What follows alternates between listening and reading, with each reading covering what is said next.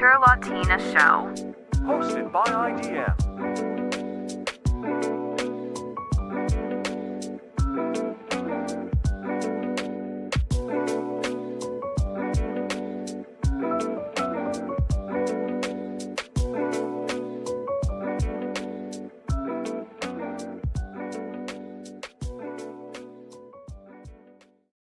When we're live. Yeah, and it looks like we are live. Hello, everybody. I see already Tecnoir Graphics. Carlos sem S. It's not Carlos, it's Carlo without S. And who cares? Which, by the way, it's his birthday. So Happy birthday. Cares? Happy birthday, who cares sounds a little bit weird, but yes, we know who cares is the username, not that we don't care. Welcome to yet another installment of the Winter Latina Show. Marcelo, how are you doing? I am tired, but it's all right. It's about holiday times. Do you ever get snow in Italy? Like even like a little sprinkling of snow or not? Not enough. There is snow where I live. Has not been snowing for a long time, actually. But close enough in Bologna, every now and then you have some good snow. And, I'm not too far from the Alps, from, Italian Alps. Or I can just take some of our North American snow and fax it to you so you can use it for your own purposes. Then you can keep it. I can keep it. Much trouble. Through the magic of faxing. Well, today we wanted to go back to the subject of the Middle East. As you guys know, we tried to understand what happened in Syria in the previous episode by discussing all the major players in the region, Turkey, Russia, the US, of course, and Israel and others. And we came up with some theories. So today we wanted to gain a little bit more clarity on the region overall, which is a really daunting topic because it's such a complicated region. But we have an expert to help us. His name is Robert Fantina. He is an American-Canadian journalist, author, and a Middle East expert. He specializes in U.S. foreign policy. When it comes to the Middle Eastern region, he focuses on Palestine. And in fact, right now, he is doing his PhD, focusing on this topic. So he's well equipped to discuss this with us. We've linked all his links to the description. He is an author, and I think once we bring him on, he can tell us a little bit more about himself, so you guys can follow his work. Marcelo, let's bring Robert on. Let's bring it on. Hello, Robert. How are you doing? Welcome back to the channel. Thank you. I'm very happy to be here. How are you? And welcome to my channel for the first time since we share. Thank you. Yes, I'm happy to be here. Thank you, Robert. So can you please introduce yourself and maybe talk a little bit about your books and where people can follow you so they can understand where you're coming from? Sure. Can be followed on Twitter at Robert Fantina, Facebook the same. My website is robertfantina.com. My writing involves U.S. foreign policy in the Middle East. My most recent book is called Settler Colonialism in Palestine and Kashmir. A lot of people aren't thinking about Kashmir these days, but it's the situation there is not as dire as Palestine is right now, but it's as dire as Palestine was before October 7th of 2023. The occupation, the brutality, the methods that are being used to oppress the people are very similar. Administrative detention, torture, displacement. So it's a topic that has kind of gone to the wayside, but one that I think is important. But I've also written extensively about U.S. foreign policy in general. One of my books is called Propaganda, Lies, and False Flags, How the U.S. Justifies Its War. And another one on foreign policy is Empire, Racism, and Genocide, A History of U.S. Foreign Policy. So I think that gives you a good idea of how I view U.S. foreign policy. Are your books still on Amazon when you're working with subjects that are a little bit politically incorrect, right? To use that term. I saw that they seem to be, but I wanted to confirm if there's another place where people can find them if they're not on Amazon. Well, last time I checked, they are on Amazon, but that is, as you said, subject to changes any time. My website, robertfantina.com, is another place they can order them from.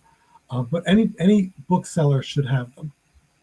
And now that you reside in Canada, do you find any difference in the way that your work is perceived, your academic work versus having lived in the US previously? It's more positively received in Canada because, of course, the United States has this image of the greatest country in the world, and everything they do is right, and they don't make any mistakes, and they're all out for human rights and international law. Outside of U.S. borders, these lies are obvious. But within the U.S. itself, many, certainly not all, but many people still believe them. Okay, that makes sense. And before we get started with the actual topic, I wanted to know, how did you actually get interested in this topic in the first place? Was it academically by learning more about U.S. foreign policy, or was it through activism, human rights activism? What was the impetus for you to get involved? It was through activism. When I grew up in the United States in a very conservative Republican family, and a lot of the things they were saying just didn't make sense to me. So I started exploring that more. I found that the United States is the biggest violator of international law and its own domestic law, and its oppression of people around the world and within the United States is really appalling. So I started exploring that more, doing research, and then finally writing about it. Thank you for clarifying that. Well, to get started, we do want to talk briefly about the history of the Middle East. I don't think we're going to go as far as the imperial period. You guys can jump in our episode last week. We briefly talked about the way that the collapse of empires, specifically the Ottoman Empire, created some of the borders that we're dealing with in the Middle East today. We talked about the mandates coming from the League of Nations with Britain and France going into World War II. And we briefly talked about the Cold War. So I think, Robert, if possible, if you could sort of talk about maybe what happened during the Cold War very briefly, and the increased US involvement, and the reasons why the US started to perceive this region as strategically important to its foreign policy. There are a variety of factors there. One is, after World War II, the United States was really the undisputed most powerful country in the world, at least militarily, and also increasingly economically. And the United States government always wanted to exploit that and strengthen it. So the Middle East, of course, is oil rich, and the United States functions on oil to a great degree as far as its economy and so on. And the threat of Russia gaining more influence in any area of the world is very frightening to U.S. government officials. So in order to do that, they began strengthening their presence throughout the Middle East, and the rest of the world too, but they were focused in the Middle East, building military bases and controlling governments throughout that whole area of the world, seeing that whenever possible, they could force in a government would be sympathetic to U.S. causes. And if that wasn't possible, then it would simply overthrow the government and bring in a new government. Now, to mention Iran, which is sometimes considered part of the Middle East, sometimes not. In 1953, the U.S. overthrew the democratically elected government of Iran and installed the Shah of Iran, who was a brutal, repressive dictator. But he did what the United States wanted. And it was over 20 years before the Iranian people were able to overthrow him. And the United States since then has still been very hostile toward Iran. So this is, rather than working diplomatically with different countries, and certainly any countries are going to have disagreements, but they can be resolved or at least handled through diplomatic channels. The United States prefers terrorism, government overthrow, and intimidation. And that's been the case since the Cold War. I think the Iran question is really interesting, because this is one of these situations that you can compare to today, where we've, for instance, we've had a regime change in Ukraine, and of course that's still being publicly denied. But I know that in maybe 10 years or 20 years, we're going to have all these documents released, much like we did with the 1953 Iran regime change. And if you guys go on our favorite source, Wikipedia, Wikipedia is not exactly a source of objectivity, but it's just kind of amazing that you go and read about something that happened farther back in history. You can read all about the involvement of various intelligence agencies, not just from the US, right, but also from Britain. It's all very, very clear, the way that that particular regime change happened. But as soon as you start extrapolating from that period to some of the more recent events, it's like, no, we no longer do this, which I've always found a little bit curious. But if you could talk a little bit about maybe the changing relationship with certain countries. So for instance, in the Cold War period, Egypt and the Soviet Union initially were quite amicable, but then in the 1970s, there was the shift and Egypt turned towards the US, and it's still very much, I wouldn't call it an ally, it's very much a country friendly with the United States, but at the same time, it's a country that's developing its relationship within BRICS. So this is a little bit of a, interesting situation. We can talk also maybe a little bit about Saudi Arabia, where Saudi Arabia is considered, up until recently, right, the staunch U.S. ally, although there have been some cases in the Cold War period where Saudi Arabia wanted to do what it wanted to do, and the U.S. kind of had to go along with it because of its strategic importance. But these days, Saudi Arabia is sort of diversifying its foreign policy, turning a little bit more towards China, working a little bit with Russia. So if you could highlight some of these countries and how that relationship changed, I think that would be helpful. Yeah, and you mentioned Egypt and the United States, Egypt and Russia. That was the change there was mainly because the United States was willing to spend a lot of money on the Egyptian government to get them to have friendly relations with Israel. A lot of the motivation for U.S. actions in the Middle East pertains to Israel, and we'll certainly get into that during this conversation. Regarding Saudi Arabia is very interesting. It's very oil rich, so the United States needs it, but so do other countries. And Saudi Arabia is aware of its power. It is aware that it can call the shots, at least to some degree, until such point that the United States decides to overthrow that government. That's always a fear of any government throughout the Middle East and through much of the world. But currently, Saudi Arabia has, in the last couple of years, reestablished relations with Iran. This was in a deal brokered mainly by China, which marginalized the United States. And the United States was not at all pleased about that reunification. So it's going to be interesting to see what happens in the next several months with Donald Trump coming back into power in the United States. He and his son-in-law, Jared Kushner, are personal friends of high-ranking members of the Saudi government. So we'll see how this plays out. Saudi Arabia has been a staunch supporter, at least nominally, of the Palestinian cause, and its government officials have said that it can't, it won't recognize Israel unless there is what they call it as a realistic path to Palestinian statehood. So let's hope that it holds firm to that, because that would probably be the last barrier to a complete annexation of Palestine by Israel. So that's another area. Now we look at Lebanon, Yemen. Let's talk about Yemen for a minute. The U.S. has strongly supported for years Saudi Arabia's war against Yemen, as they were trying to install or reinstall a government that the people of Yemen don't want. But again, this is typical of U.S. foreign policy. It doesn't really matter what the people want. Despite all the U.S.'s rhetoric about supporting democracy and self-determination, it's not about that at all. So the people of Yemen have been able to resist, for the most part, Saudi's onslaught, although it's been devastating for them. And the truce that was broken a few years ago seems to be holding. But Yemen, again, is a strong supporter of Palestine. And so then that brings the wrath of the U.S. To it. We see the same thing with Lebanon, where Hezbollah is very powerful and remains powerful despite its recent losses.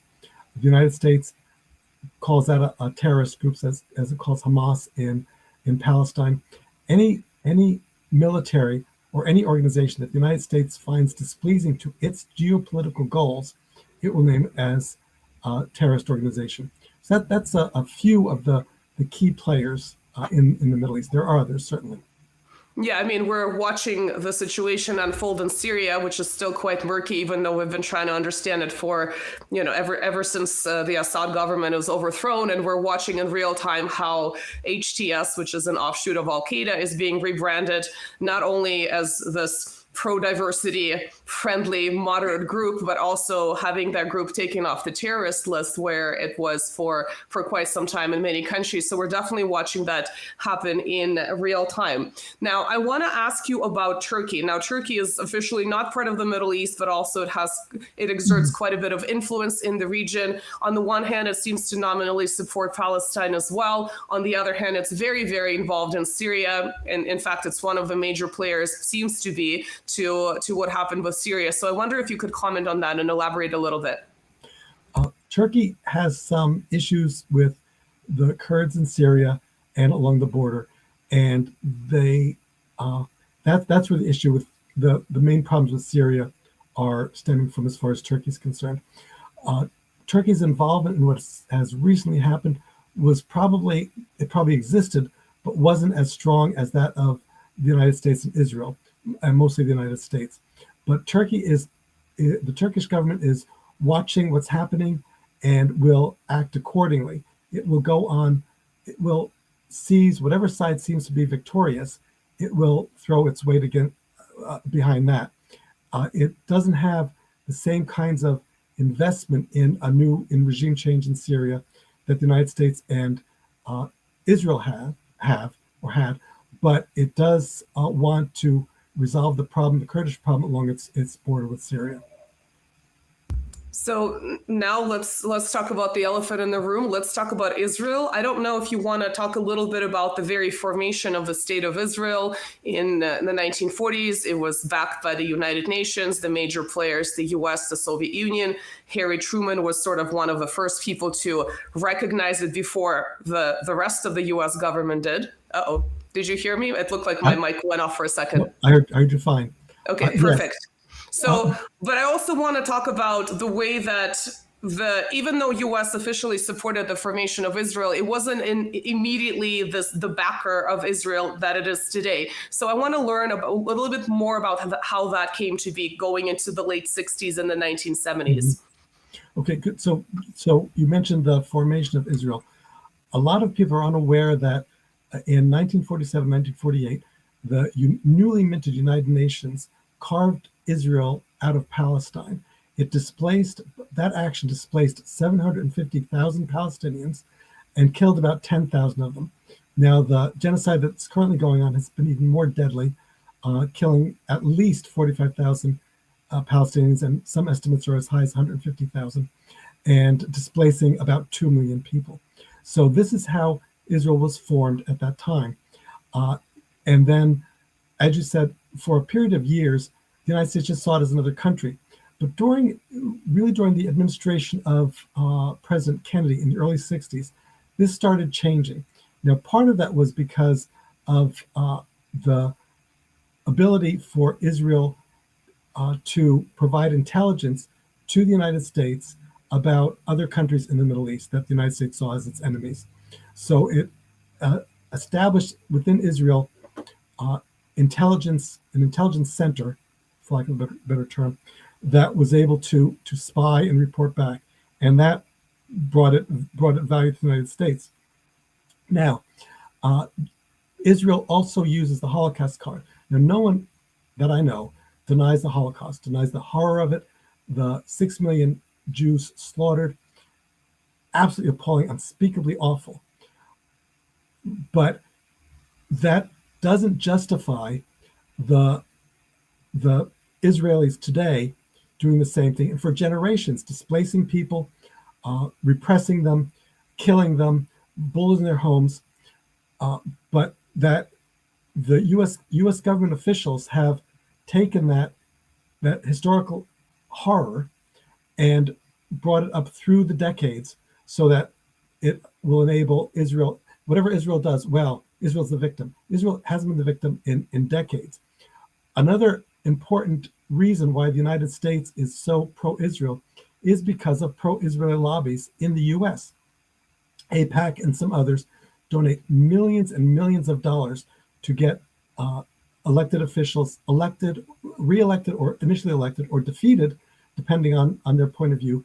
And then once they get their candidate in office, they write the lobby group writes legislation for that now elected official to introduce in Congress. So the U.S. government often talks about is Russian influence in U.S. elections or Chinese influence in U.S. elections. Why is there never any discussion, I'd like to know, about Israeli influence in U.S. elections when it is right out there in the open with lobbyists spending millions of dollars each election cycle to get their candidates either elected or re-elected, and if there's some they don't like, to get them defeated. In the last election, they defeated two very pro-Palestine officials. I think both of them will return, but they were defeated, and that was a big victory for AIPAC. This is foreign influence in U.S. election, but the U.S., as long as U.S. officials are getting those campaign contributions, they're going to ignore that interference. Now, if we go back to the Kennedy administration and also the Lyndon Johnson administration, and then into the 1970s, what was like you talked a little bit about intelligence, but was there anything else that was going on that made Israel more basically increased its importance to the U.S. at that time? I mean, the U.S. was sort of involved in the Vietnam War. It had other very serious things going on in a different part of the world. But it seems to be that's the turning point where there is much more interest in, well, the Middle East. I know there's obviously that oil crisis that happens in the early 1970s. I think that is sometimes mentioned in this context. How do you view that sort of turning, or kind of a turning point? Well, oil is always a big issue for the United States, and U.S. wars are often waged because of oil. Jimmy Carter talked about oil rights, not human rights, not personal rights, individual, but oil rights. So during the Johnson administration and part of the Kennedy administration, there was the recognition that the Middle East is oil rich. The United States needs that oil, and the best way of assuring it was to was to assure that the governments of those countries are favorable to the United States. And Israel, right there in the middle, almost a U.S. satellite, was able to was a kind of a jumping off point to ensure that happened through intelligence, through destabilizing countries, destabilizing governments, and so on. So it was geographically appealing to the United States, and as I mentioned before, financially appealing to U.S. officials. So I'd like to focus a little bit more on the 1980s. There was a war between Israel and Lebanon. And what I find interesting about that particular war is that the United States wasn't very happy about how far Israel was going in that particular military adventure, let's call it with scare quotes. And behind the scenes, it was really trying to talk the Israeli officials out of going as far as they did. They were, from what I remember, I need to refresh my memory and read some of the documents, they were spending a ton of money in Israel. And so that was really impacting their economy. Their public image was shot much like it is today internationally, but they really didn't care. They just kind of had this one, they're sort of had this one focal point, and they were going despite what the U.S. was advising them behind the scenes. And there was also that fiasco with the U.S. Was it Marines? Was the U.S. military involved in that region during the war between Israel and Lebanon? And so I wanted to talk a little bit about the fact that usually it seems that either the U.S. says jump and Israel says how high, or Israel says jump and the U.S. says how high. But behind the scenes, there is a little bit of factional infighting going on. So I wanted to know whether you could elaborate about that. Yes, that was probably the first major time that Israel said to the United States, we're going to do what we want to do, and you're just going to pay for it. And the United States said, well, okay, we will. The United States didn't want Israel invading Lebanon to that degree. It never minds when Israel will do some bombing and invasions, but nothing that major, because that was a defeat for Israel, and the United States never likes to be on the losing side. But this was a turning point geopolitically for Israel and the United States. It was at that point, as I mentioned, that the Israeli government realized that it was sufficiently important to the United States that it could do what it wanted to do. And we've seen that played out constantly since the 80s. Currently, the United States is saying that Israel has to do more to protect innocent civilians. It's doing nothing to protect innocent civilians. It has to allow more humanitarian aid, and it's doing nothing. It is just ignoring the United States, but still taking the United States' money, which the United States is still inconceivably willing to give it in huge amounts. The US and Germany are the two countries that are most responsible for providing the weapons to Israel now that it's using for genocide. But to go back to the 80s, as you mentioned, that was a turning point, and that war, Israel kind of overstepped its bounds, and it got caught in doing so, and it was driven back as a result of that. The United States government knew this was going to happen, knew it was biting off more than it could chew, but the Israeli government didn't care because it knew that militarily the U.S. would support it. If its economy was suffering because of its wars, the U.S. would support the economy and boost that up, despite the economic problems in the United States. And that's been a puzzling pattern that we've seen now for over 40 years. Can you elaborate a little bit about Germany? Is the German role also strategic? Does it have more to do with its history with the Holocaust? Why is Germany so involved today? It does go back to the Holocaust. And this, I've thought about this, and it's puzzling. 75, 80 years ago, a horrible thing happened that the German government at that time perpetrated. There's no question about that. That government is long gone. That, of course, people need to remember these horrible things to try to prevent them from happening again, but we're seeing them happening in real time now. It's puzzling to me that the German government today is willing to fund a genocide when the German government a generation ago committed a genocide. So I don't know what the reason is in the German government's mentality that thinks that they can somehow redeem themselves from a previous genocide by committing another one. But the reason that Germany is so supportive of Israel now and sending so many weapons is to try to prove, yes, we're okay with the Jews, we like the Jews. And there's a huge difference between Jews and Israelis and Zionists. They're different categories. Some people are Jews, Israelis, and Zionists. Some people are Zionists and none of the other two, any combination. But the situation during the Holocaust was the extermination of the Jews. Today, it's the extermination of Arabs, specifically Palestinians. This isn't a religious issue. It's not Muslim versus Jew or anything else. It's international law and human rights, and Germany is violating both to an extreme degree today. Yeah, it's also perplexing to me. I'm not sure if it's a question of collective guilt and it's coming out in a very bizarre way, as you've just pointed out, but it's something that I haven't been able to wrap my mind around. Before we talk about the other side of the coin, Palestine, I wanted actually to talk a little bit more about what you just described, which is sectarianism. Sometimes you read Western analysis and it seems to be really exaggerated, that it's ethno-religious clashes that are leading to the conflicts in the Middle East. To what extent is it true, and to what extent are these analysts going too far in emphasizing these religious differences between the Sunnis and the Shias and the Jews and and some of the Orthodox Christians, etc.? How do you see this question? We have to look at history.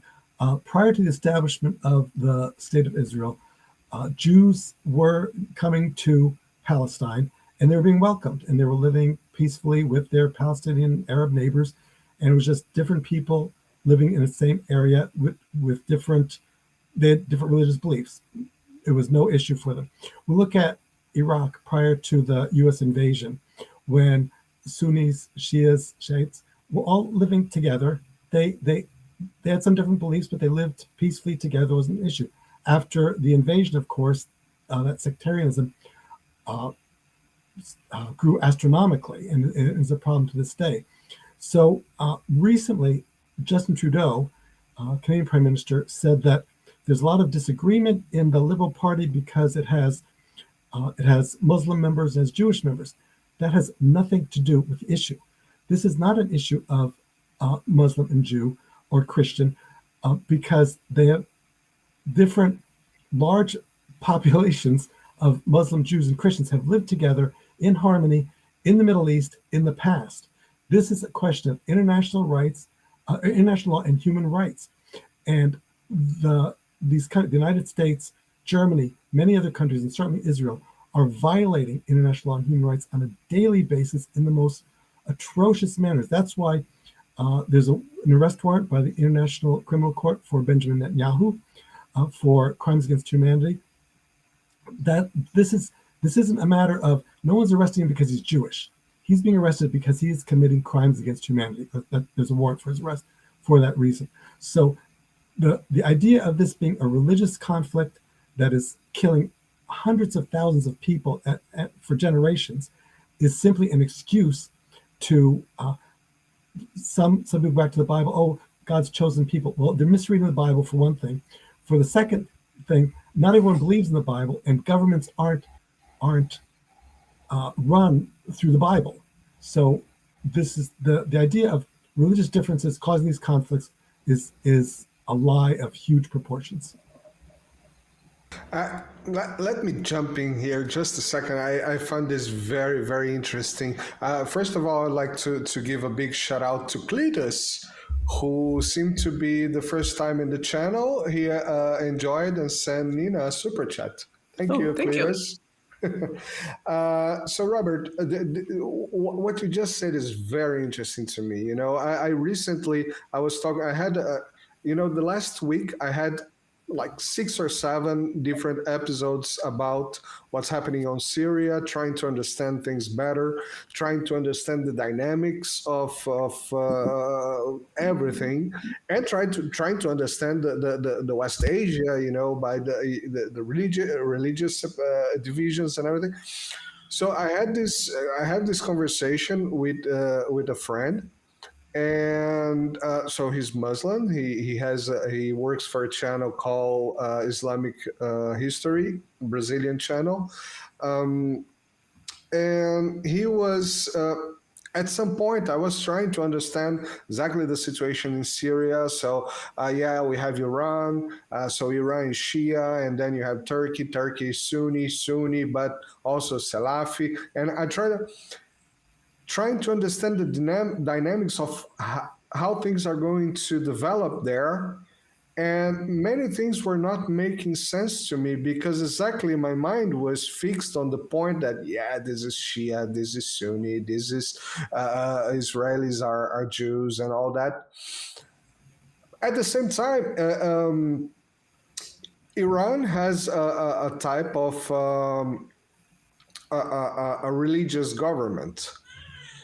How does this apply on the region, on the relations between the countries there, and how do you see this developing as well in the region now? We are going to go back later, but I just want to understand, how do you see the development of these relations that we mentioned before, that Iran and Saudi Arabia, same thing, just came back to having diplomatic relations. How do you see this religious thing in the politics or not? Well, Iran has basically a religious government, but yet it has alliances with other countries in the area whose religious beliefs are different. The need for political alliances transcends religious beliefs and religious ideology.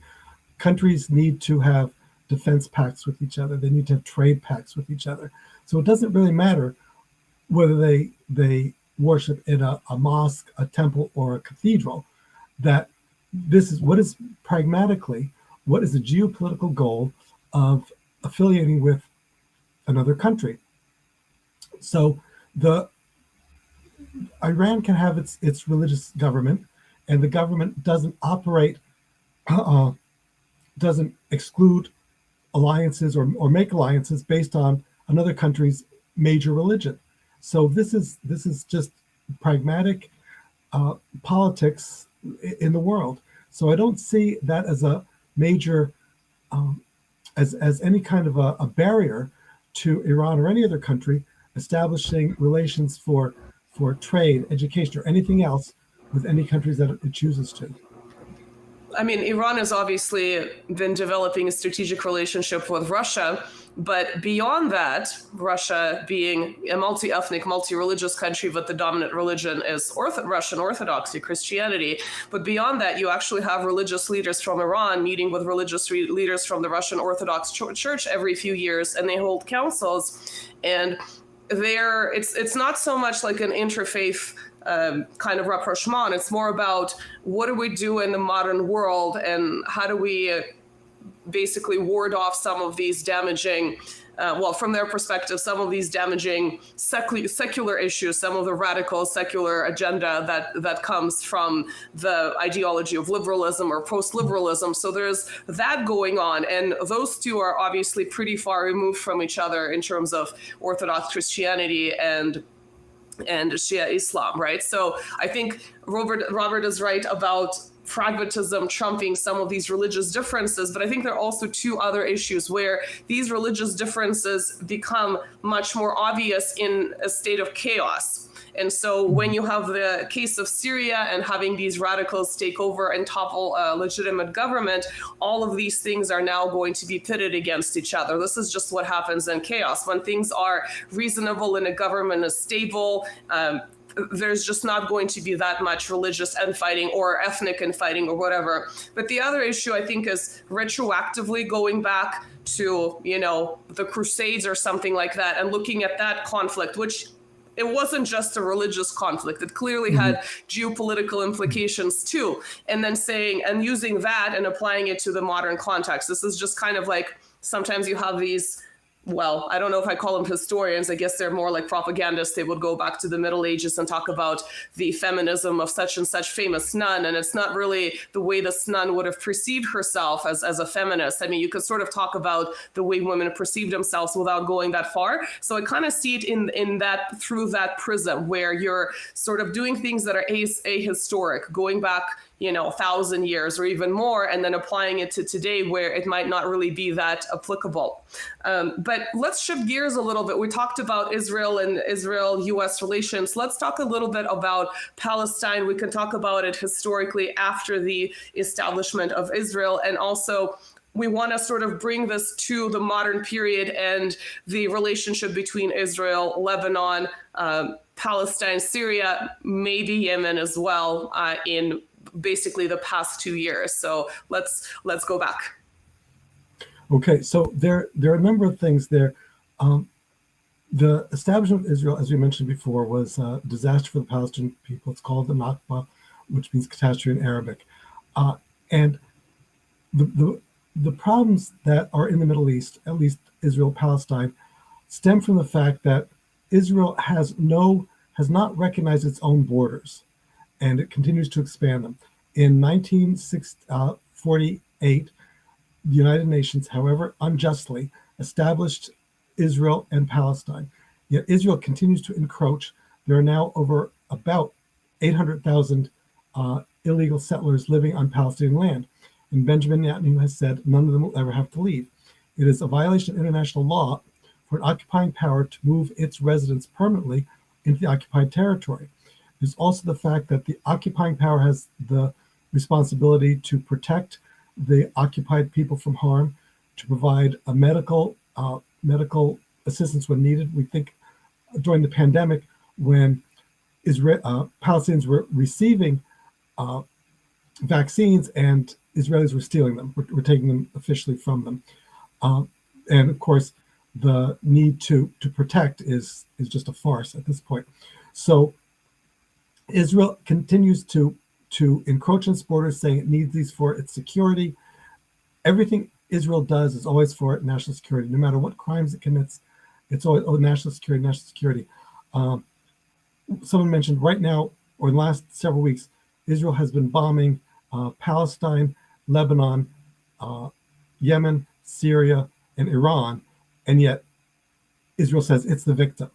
So this is just not. It's completely illogical. So the issues that are erupting in the Middle East today have been ongoing at a lower level for generations, and for the Palestinian people, the suffering has been ongoing since 1948. Now, the United States provides all the military aid and economic aid that Israel demands, and including the Iron Dome, which of course intercepts most of the rockets that are fired into Israel from anywhere. So my question is, if the United States wants peace in the Middle East, why doesn't it provide an Iron Dome for all the countries in the Middle East? Then no one would be able to bomb anybody else, and then they might have to talk at that point. But that's not in the U.S.'s interest. The U.S. does not want peace in the Middle East. It needs a place to sell its weaponry. It needs the continued support of Israel for espionage and for just destabilizing other governments so that they will continue to send oil to the United States. So this is not, well, there are many ways that there can be peace brought to the Middle East. The United States isn't interested in any of them, and neither is the Israeli government, which is strange because the government knows that the people of Israel cannot sleep peacefully at night unless there is peace with the Palestinians.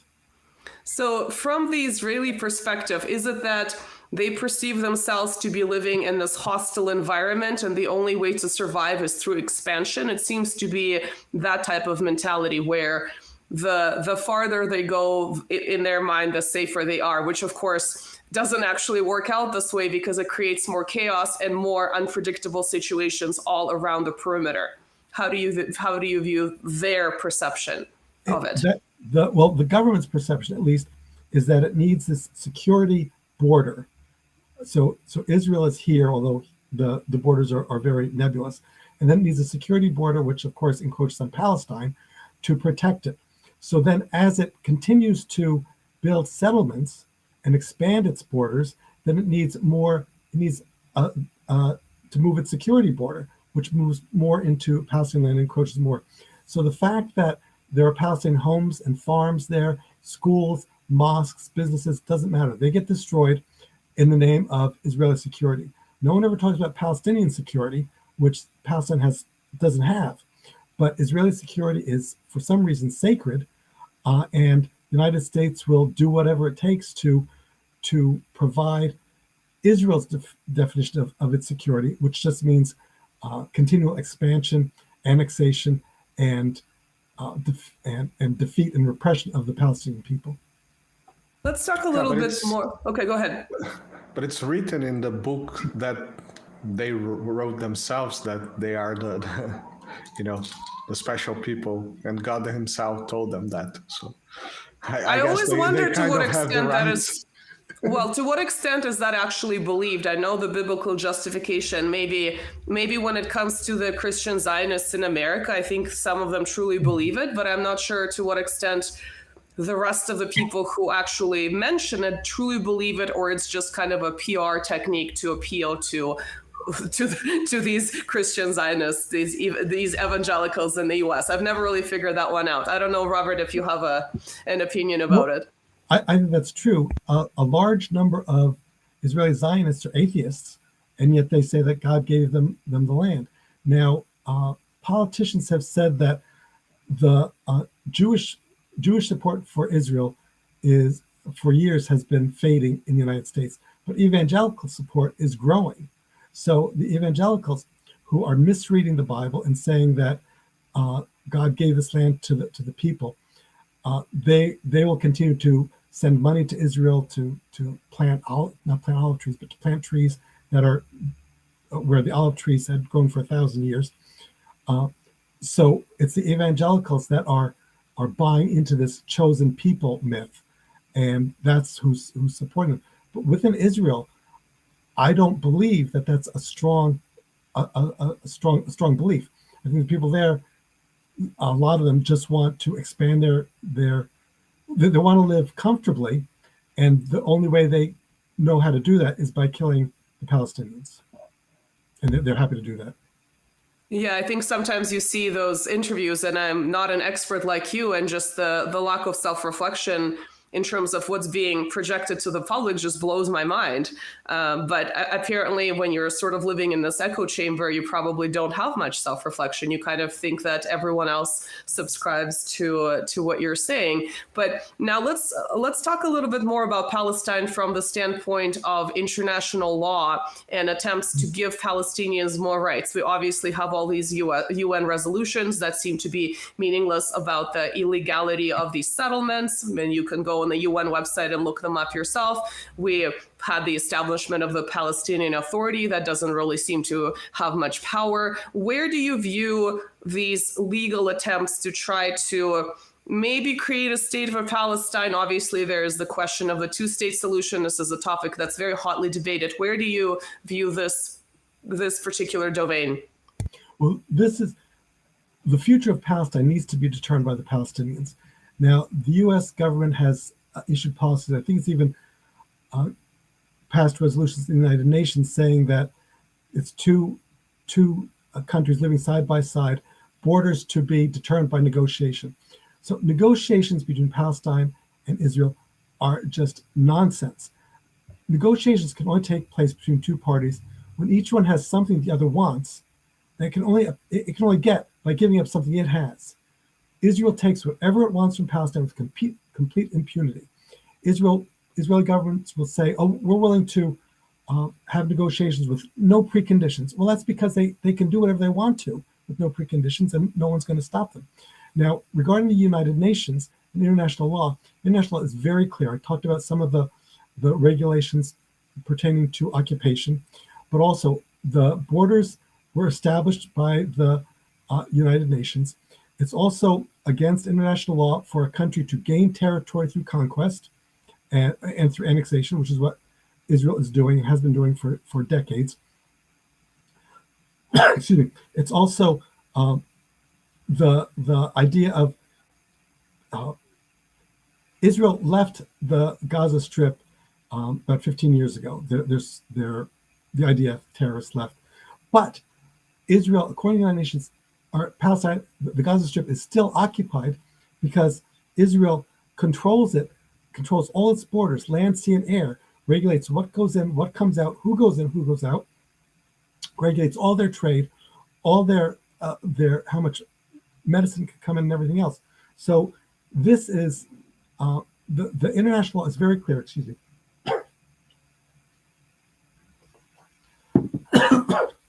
International is very clear. Now, when the United States has vetoed most of the resolutions criticizing Israeli actions in Palestine. Excuse me. After a couple of weeks ago, the United States vetoed another ceasefire agreement, and what they said was that it didn't call for the release of hostages before the ceasefire. It called for the release of hostages after the ceasefire. That was enough for it to veto it. And the assistant ambassador to the UN said that the United States has done more than any other country to bring about a ceasefire. The United States is providing all the weaponry for the genocide. So it's hypocrisy. But as far as violation of international law and the inability of the United Nations to do anything, it's really shocking. The General Assembly, which doesn't have any real legal binding, like the Security Council has overwhelmingly voted in support of Palestine, in support of ceasefire, in support of end of occupation, in support of the end of the blockade, repeatedly. But and that's like 150 some or 60 some members, overwhelmingly voting. And the 14 members of the Security Council, 12, 14, I can't remember at the moment, but why do they have so much say? And some countries have veto power over that, when the larger, more democratic body in the United Nations doesn't have any authority. Yeah, this seems to be the question of raw power overriding any kind of international agreements in this particular case. So now let's shift gears and talk about the most recent developments. I mean, we can start with October 7th, but basically you briefly touched upon Israel striking southern Lebanon, Syria, Gaza, right, West Bank, and Yemen. If you could talk a little bit more in more detail about the maybe specific context of these particular strikes, what you think the intention is, the ultimate intention there. And I know it's very difficult to make predictions, especially in the case of Syria. That is a dynamic situation that just happened, and we're still, even though we kind of know what officially is supposed to be factual, there's still so many theories circulating. But if you can kind of tie it all together, if possible. I know it's a lot to ask. Okay, well, the reason hostilities between Israel and Lebanon have been are a direct result of the Israeli genocide in the Gaza Strip. Hezbollah has been very supportive of Palestine forever, really, since its existence, and was doing some bombing of Israeli areas in protest of the genocide. The same with Yemen, and the same with Syria. And also Iran to a lesser degree.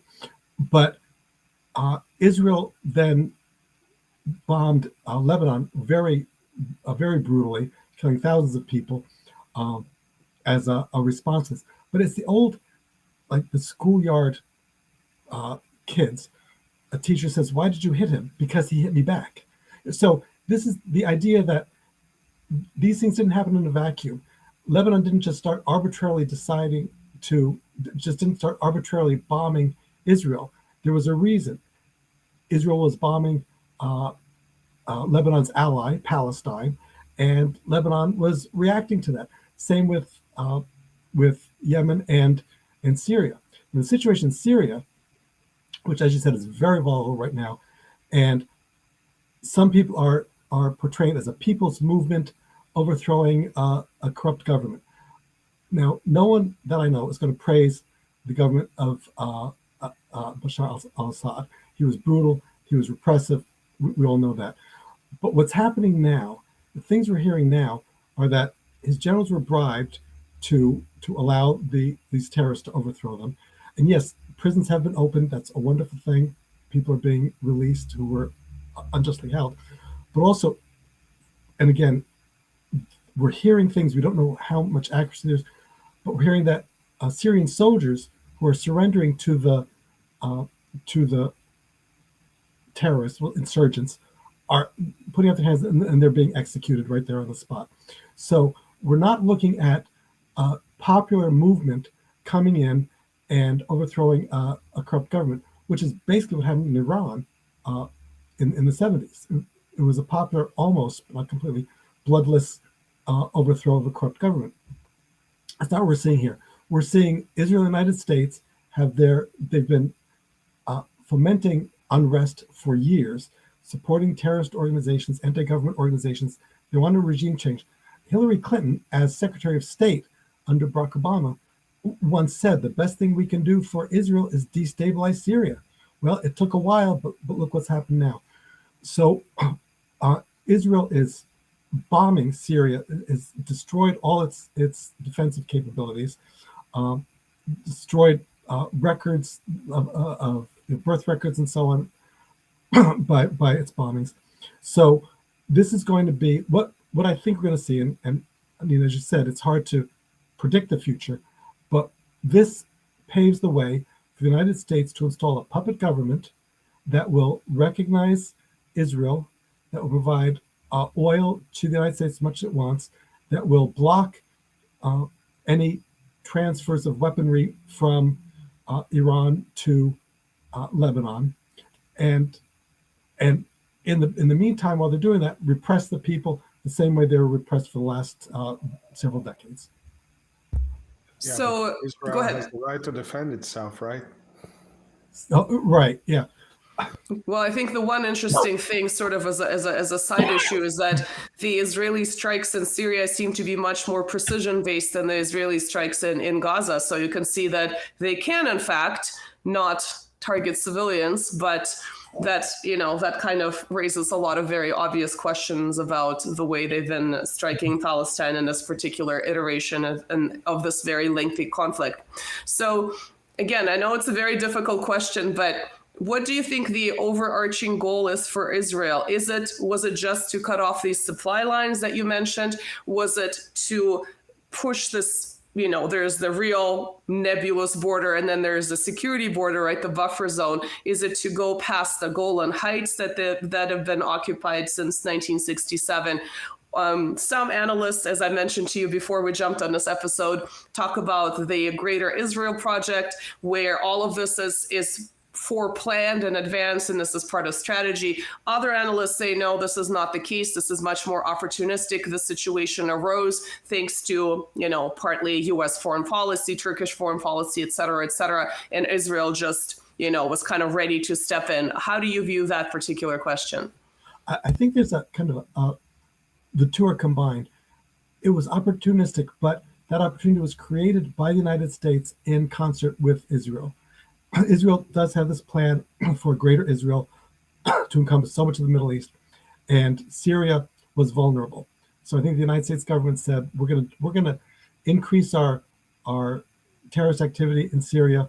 We're gonna bribe military leaders, and then once Bashar al-Assad leaves the country, then Israel, do what you want to do. So I think it was a combination of both the desire for Greater Israel and an opportunity that presented itself, although there was some manipulation of that opportunity. I also wanted, if I could comment for a minute, Marcelo said that, we talked about kind of facetiously Israel's right to defend itself. Just to clarify that, every country has a right to defend itself. However, there is no regulation in international law that provides for an occupying country to defend itself against the occupied, against its victim. However, the occupied country has the right to resist the occupation in any way at its disposal, including armed struggle. That's just a little aside. But to get back to Syria and Israel's goal there, as I said, I think it was an opportunity that was created by the United States in consultation with Israel. Israel was busy battling Lebanon and committing genocide in Gaza, and also in the West Bank. I don't want to ignore the West Bank by any means. They're having an awful time there, worse than usual. But it wasn't really that concerned with Syria. It annexed the Golan Heights years ago against international law. That was recognized by the United States during the Trump administration, but U.S. recognition of an illegality doesn't make it legal. But Israel jumped on this opportunity, and now it's gotten what it wants in Syria or from Syria. So go ahead.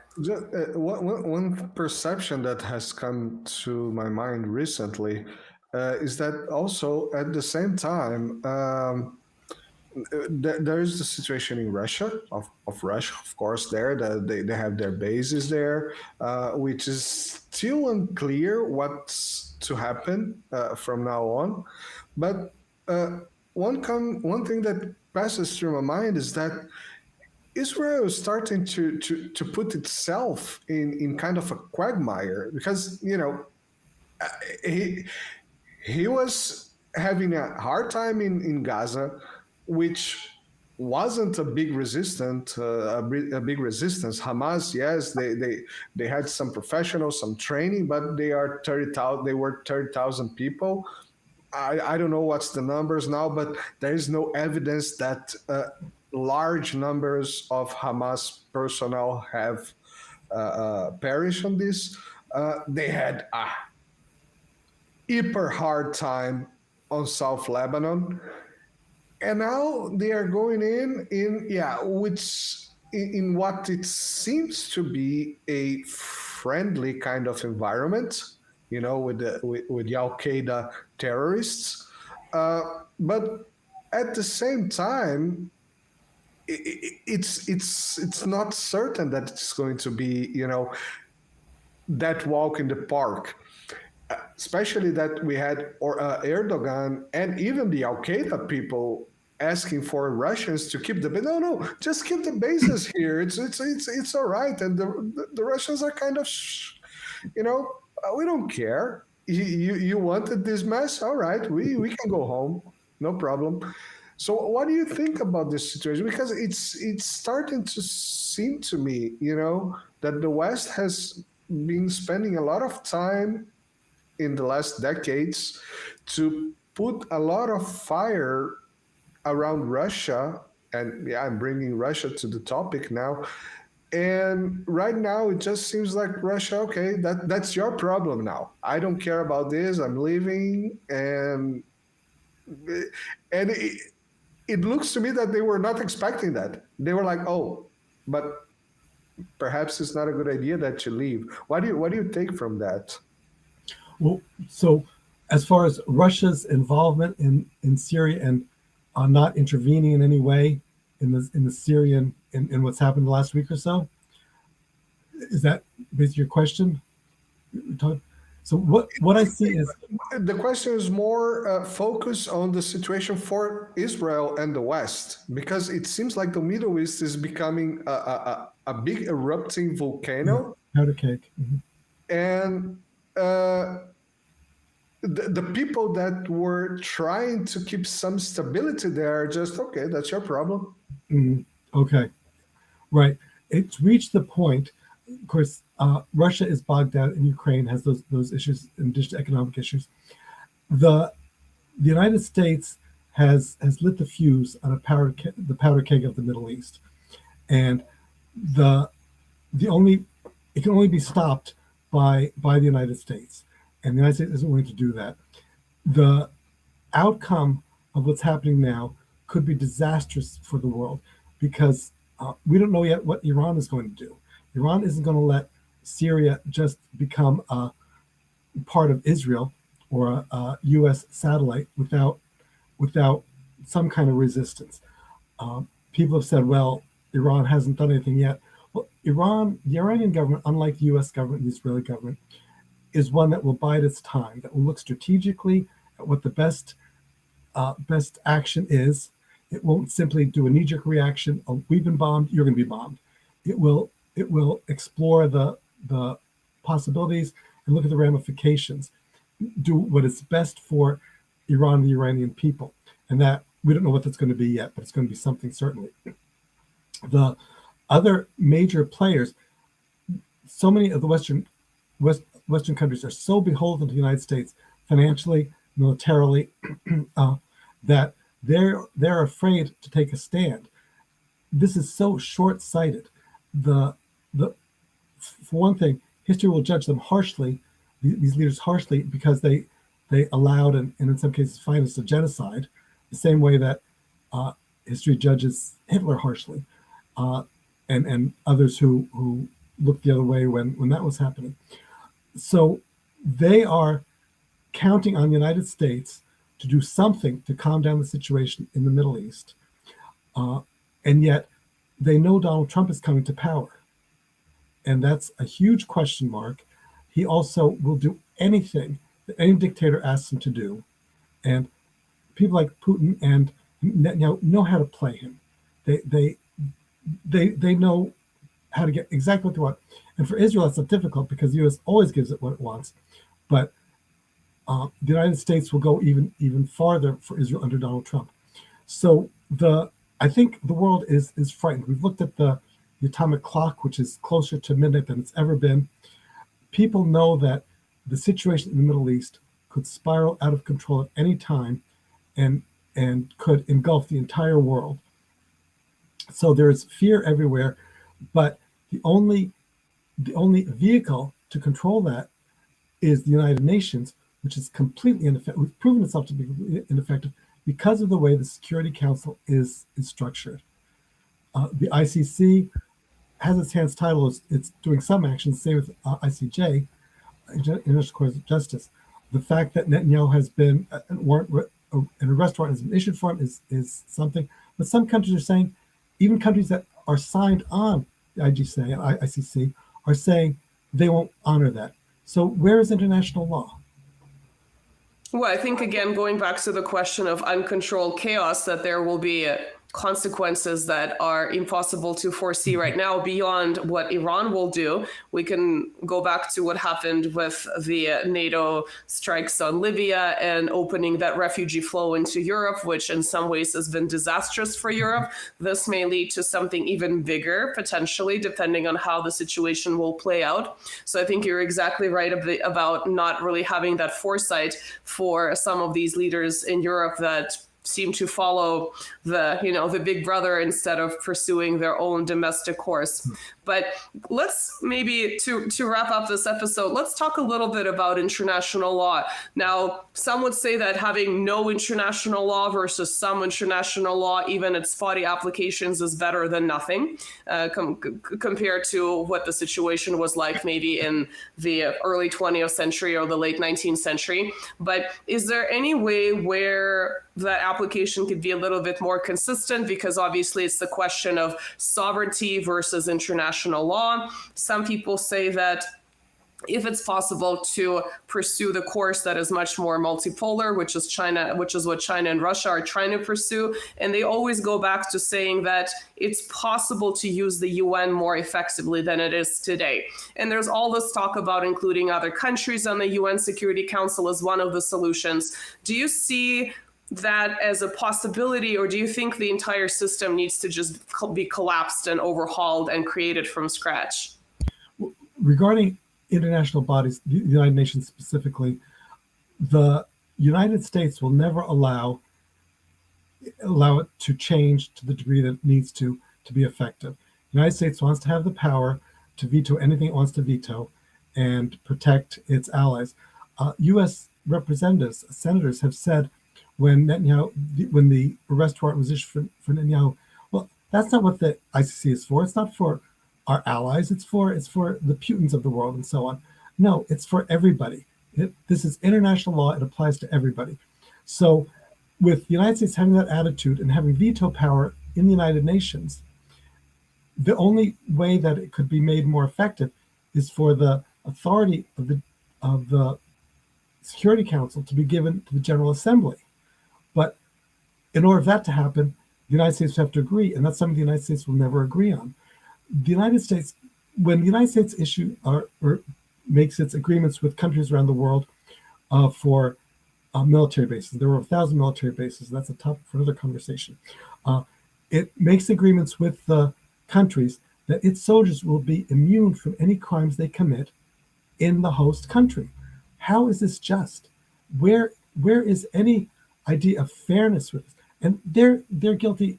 Soldiers have been guilty of rape, murder, extortion, all kinds of things, but they can't be charged in that country. So the idea that the United States would look for a more just United Nations, for a more just world order, for lack of a better term, is ludicrous. The United States will never do it because that's not in keeping with its personal geopolitical goals.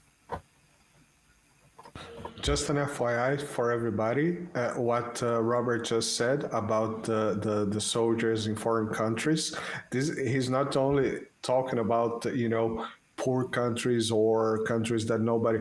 Here in Italy, there are cases of, very, very veiled cases of issues, let's put it this way, with NATO forces in NATO. A lot of it is public knowledge. I mean, I'm a fan of East Asia, so I kind of pay attention to what happens in Japan in this regard, and also in South Korea. And I mean, there are YouTube videos from viral YouTubers covering these topics where a tank would, let's say, run over some civilians because they're driving inebriated and nothing really happens, or worse, like, cases of SA. I don't think YouTube likes the full RAPE word. So this is definitely something that if you were to look into this question, it's available in English language media. Sometimes it's coming from those countries. And yeah, nothing really persecution wise happens, at least not to the extent that it should if it were the citizens of those countries that perpetrated those crimes. So yeah, I think it's kind of a side topic, but it's definitely one that's very revealing about the overall situation. Marcelo, do we have any questions, or is it mostly comments in the chat? Yeah, most of it were comments. There is one question recent from Who Cares? How can we get the U.S. government to stop supporting funding the ISRL? Holding signs doesn't do, you know what? We just get called. I mean, I think the main question: how do you get the U.S. government to stop supporting the ISRL people? Right. Zionist regime. One of the main ways would be to pass laws in the United States that prevent foreign countries from lobbying, from contributing to the campaigns of elected officials, and even to prevent them from lobbying, because they're not lobbying for the good of the people of the United States. They're lobbying for the good of a foreign country. This shouldn't be legal, and there are certain regulations against it, but Israel isn't held to those. The Zionist entity isn't held to those. But that would be a major way of doing it, because people see the injustice that's being perpetrated on the Palestinian people, and government officials are looking the other way because it's financially beneficial to them. Money always takes, for U.S. officials, money always takes precedence over international law and human rights. Marcelo, do you have any? I know you've been mostly quiet. You've asked a couple of questions. Do you have any questions you want to ask before we wrap this up? We are about the time for ending the episode. I think my questions are too broad to bring up right now. I think the conversation took a very great spectrum of history and current affairs. So I think we can finish like this. It's been a great conversation, as Robert, always. Do you want to thank you for so much for coming on and sharing your expertise? Do you want to share anything recent that you're working on? I know you sort of highlighted your websites. Is there anything like a new book that you might be working on that you would like our listeners and viewers to know about? Right now, I'm just working on my PhD research. So I'm researching the lived experiences of pro-Palestinian activists in Ontario during the time of the current genocide. So that will be a book eventually, but not right now. But I want to thank you for this opportunity, and I would love to come on again and discuss this in more detail, or U.S. bases, or any other topic that I'm familiar with. Yeah, I think we can narrow it down for another episode, and there also will be more clarity, I think, regarding Syria and regarding Iran as official news rolls in. And I think we'll be able to actually not just speculate based on what happened in the past, but actually operate with a little bit more information. So that would be really helpful. Well, thank you so much once again. Thank you guys for tuning in. Marcelo? Yeah, thank you very much, Robert, for coming back and for coming to the Winter Latina show. It's been a great conversation. It's been 2 excellent episodes that we had together. The invitation is already open, so you're back whenever you feel like. The doors are open. Whenever you need a break from the PhD research, which could be very daunting and seemingly endless. So Thank you. Don't tell me about those things.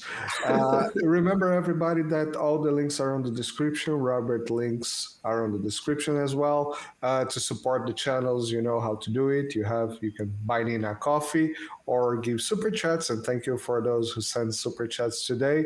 Everybody, we are going probably to see you next week. But it might be a recorded episode, because this is the new calendar Christmas for those of you who celebrate. So, but exactly. we will see you. For me, it's going to be Christmas time.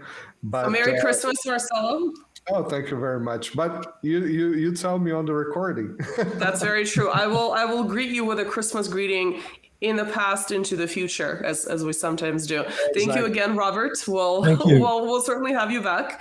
And yeah, thank you guys for tuning in. See you soon. Bye-bye.